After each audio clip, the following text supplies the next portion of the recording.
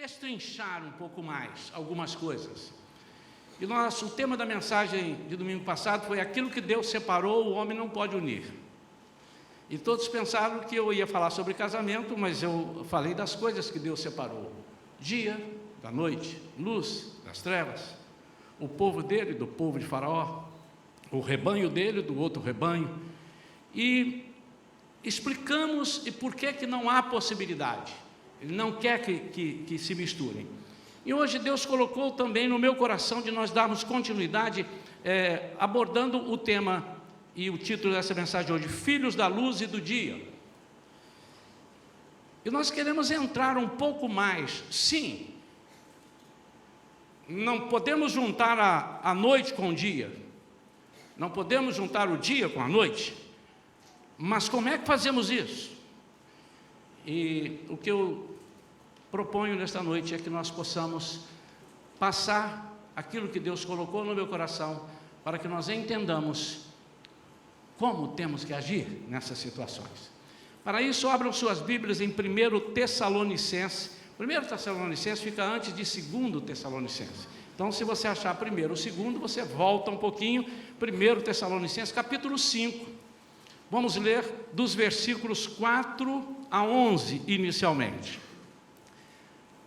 Para aqueles que, excepcionalmente hoje, não trouxeram a Bíblia, está ali no telão, na linguagem King James atualizada, que é a linguagem a tradução que nós estamos usando aqui. Todos abriram?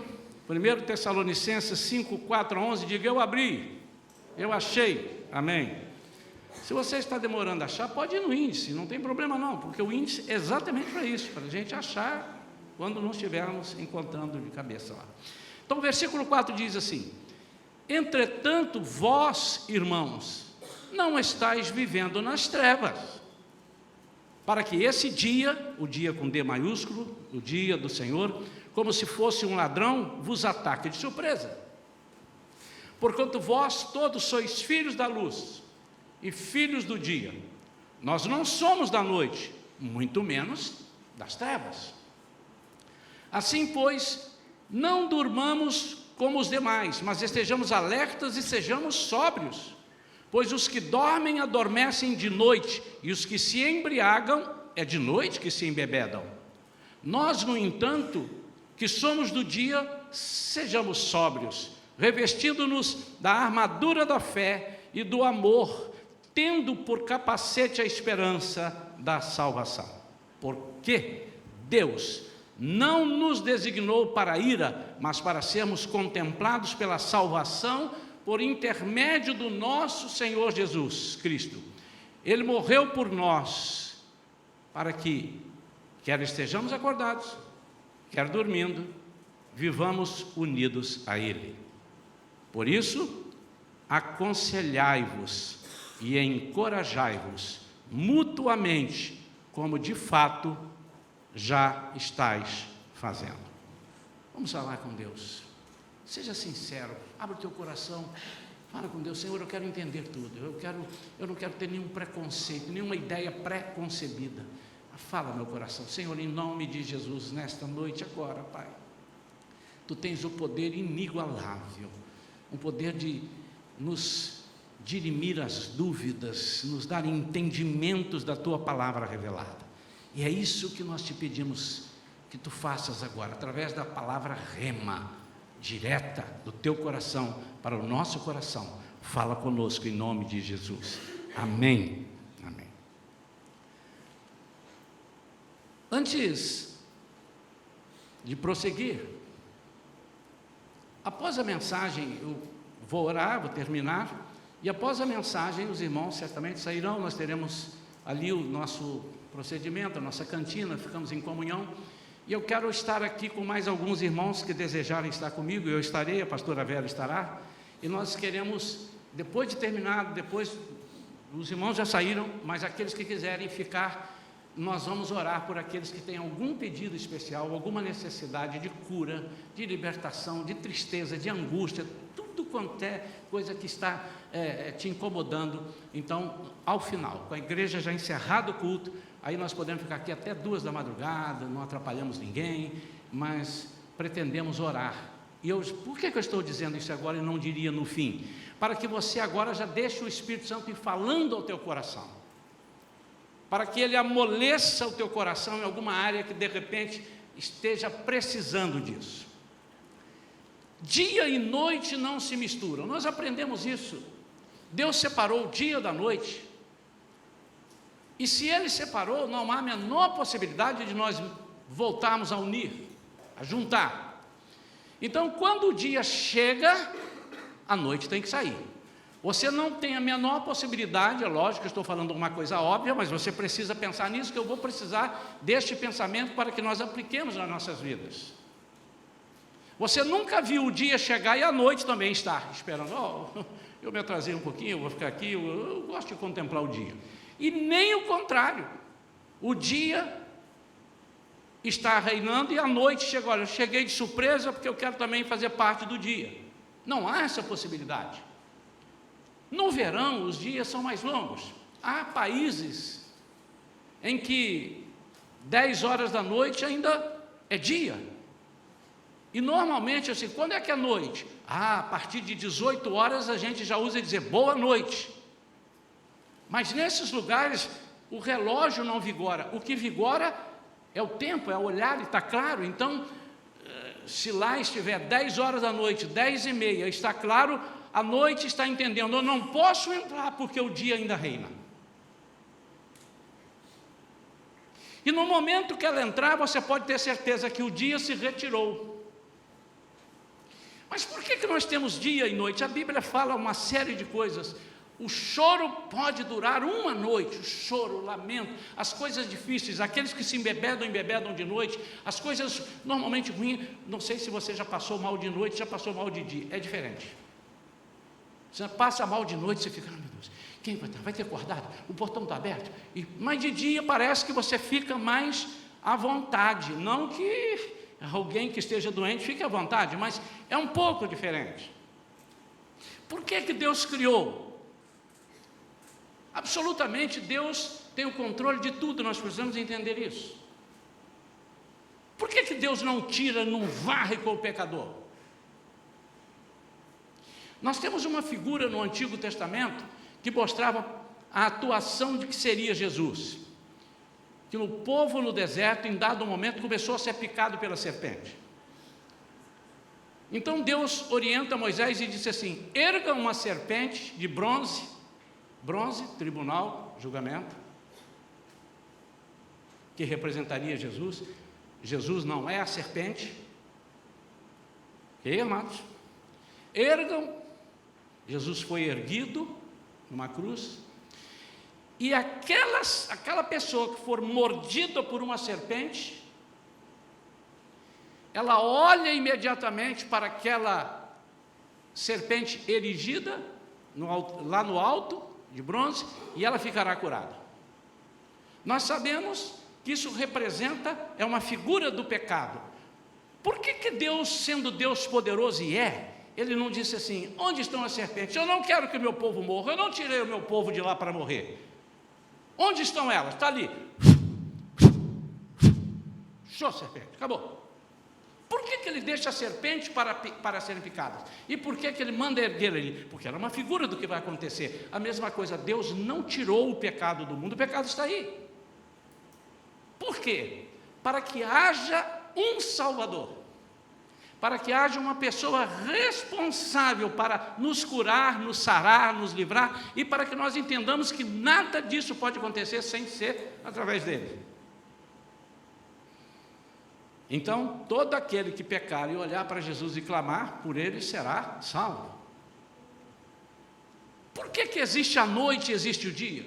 Por que existe a escuridão, as trevas, as coisas das trevas? Para que você opte. Talvez se você fosse Deus, você disse: não, eu amo todo mundo, e aí o mundo acabava.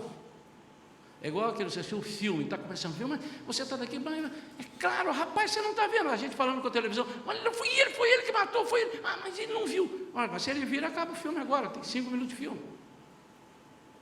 Então, para que houvesse um plano de Deus, uma demora para que o máximo de pessoas fossem salvas, Ele está prorrogando. E a Bíblia diz que há um momento que nós teremos que pedir, e se não pedirmos para Ele abreviar, nós não aguentaremos. Mas eu quero que você entenda que o diabo não venceu, eu vou ser dono da noite. E Jesus diz assim, Deus disse, então, restou para mim, ou então eu escolho o dia. Você fica com a noite, eu fico com o dia. Não. Deus reina em todos os lugares, Deus é soberano em todos os lugares. Sobre o inferno Ele reina, sobre Satanás Ele reina. E nesse contexto a igreja tem uma força muito grande, porque o Espírito Santo que Ele nos deixou aqui, é um Espírito que atende a voz da igreja, e não está pior porque há igreja na terra.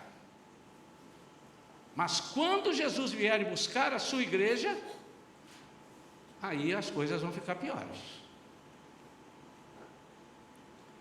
Então, quando o dia chega, ele não pode se misturar com a noite.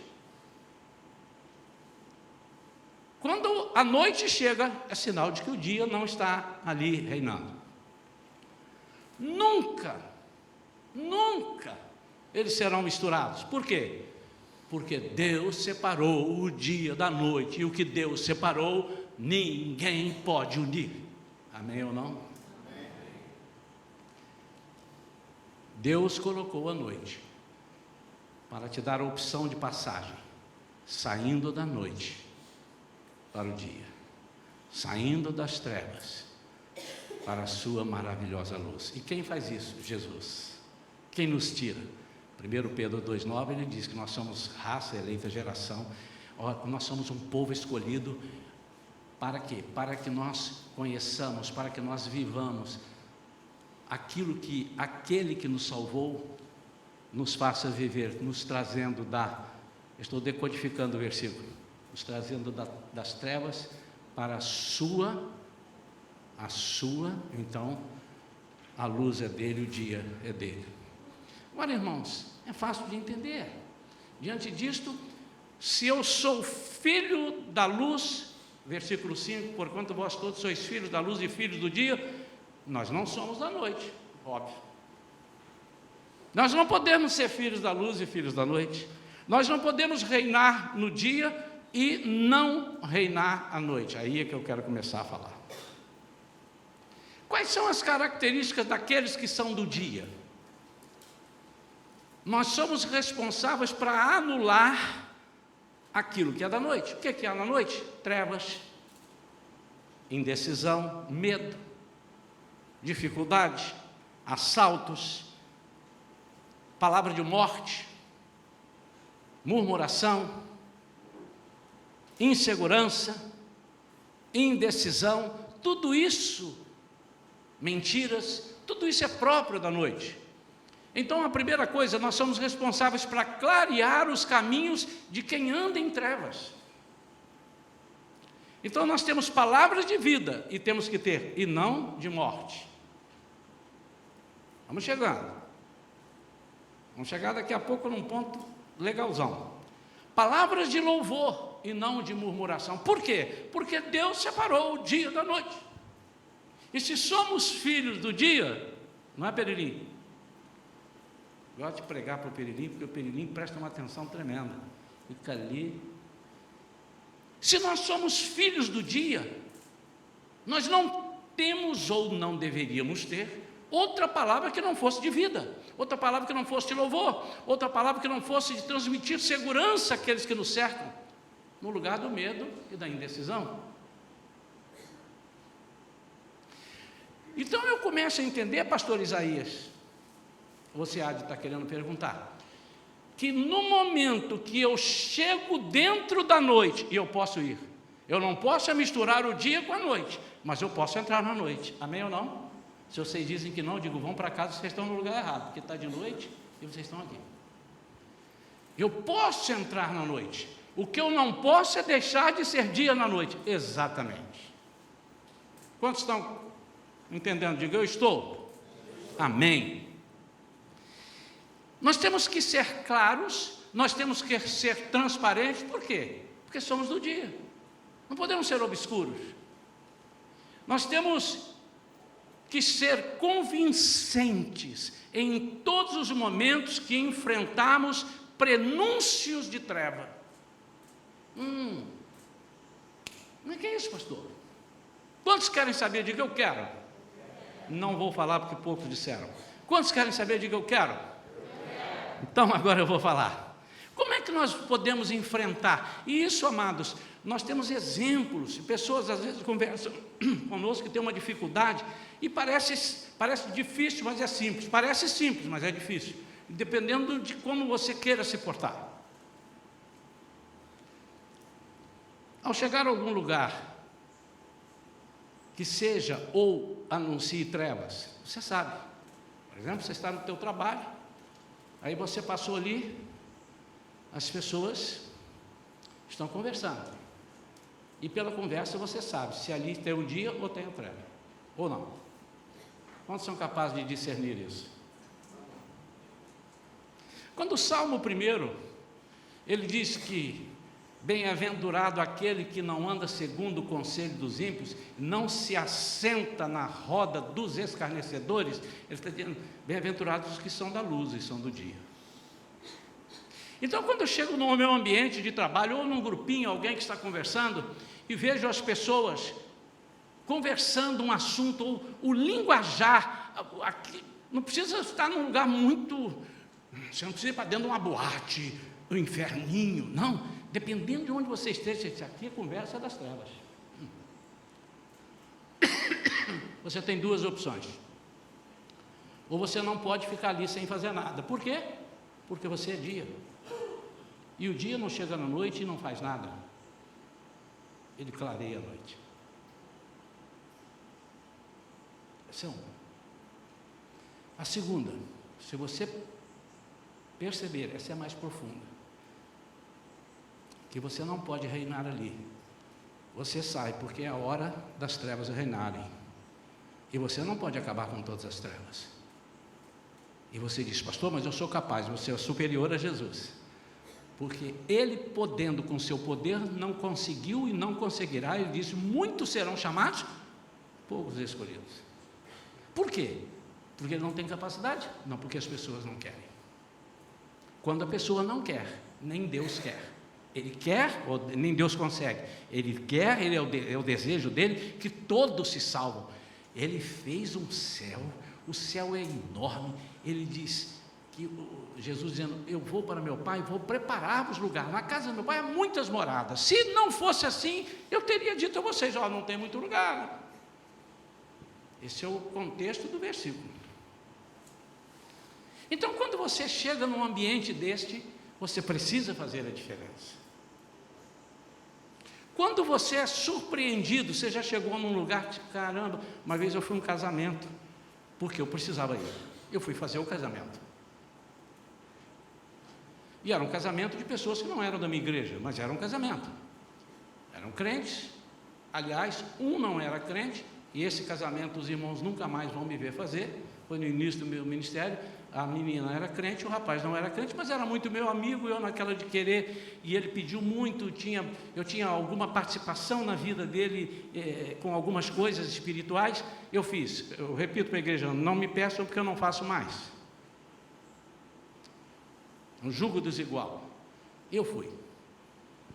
A Vera vai se lembrar. Vai aqui por aqui assim. E acabei de fazer o casamento, fomos para a festa. Você tem que ir lá. Mas eu já senti que... Não, se eu não for lá, é uma desfeita. E às vezes nós fazemos desfeita a Deus, mas não fazemos desfeita aos amigos. Engraçadíssimo isso, irmãos. Quantos de vocês já fizeram desfeitas a Deus, mas não tiveram coragem de fazer desfeita ao inimigo? Eu sou um. Seja corajoso, irmãos. Eu fiz. Seja corajoso. Você já pediu perdão a Deus? Você já pediu força? Porque não é fácil, irmãos. As pessoas pensam que é fácil, mas não é fácil. E nós chegamos lá, meu amado e minha amada de Deus. Teve uma hora que eu falei assim, filha, onde eu fui amarrar minha égua? Esse é o termo que meu avô dizia, onde eu fui amarrar minha égua? Que lugar? E aí começou a me bater uma aflição, Por quê? O ambiente estava lotado de pessoas que, pelas vestimentas e pelo jeito de agir, pelo jeito de andar, pelo jeito de olhar e pelo jeito de falar, estavam completamente fora do meu mundo. Eles eram nitidamente das trevas. Eu tinha duas opções. Eu vou chegar e parar esse casamento aqui agora. Vou pregar o evangelho e todo mundo vai ter que se converter. Aí eu pensei, não há essa possibilidade. Primeiro que eu vou interferir numa coisa que eu não fui chamado para isso. Então eu usei de sabedoria. Eu disse assim, a treva começou a reinar aqui. E quando as trevas estão chegando, o dia já foi embora. E eu pedi desculpa e saímos. Ficamos nem 15 minutos, 20 minutos. A música não era aquilo que eu costumava ouvir. As letras das músicas eram águas de cima e águas de baixo que não estavam separadas. Quem esteve na pregação domingo passado, parecidas. Tudo é música. Tudo é música, não. Tudo não. Nem tudo. E nós saímos. Por quê? Porque eu não podia reinar ali. Reinar não que eu fosse ser o rei. Não, eu não poderia ser luz naquele lugar. Eu não estou dizendo que eu não poderia ser luz para uma pessoa. Por isso, irmãos, que nós temos que ter muito cuidado com os lugares que escolhemos para estar, ou se somos surpreendidos. E alguém me perguntou recentemente, pastor, o que eu faço quando alguém me convida, como esse caso? Estou numa festa, quando eu chego lá, que abrem a porta e que eu entro, e meu Deus, onde eu fui amarrar minha erva? Você pode acontecer isso, você chegar numa festa de um emprego, olha, tem uma festinha lá em casa, vai ser legal, olha, é uma festa familiar, vai lá, vai com a sua esposinha, aí você vai com a sua esposinha toda. Quando abre a porta, você diz, meu Deus, caí no inferninho, não pode acontecer? E o que você faz? Há momentos que nós não podemos mudar tudo, por quê?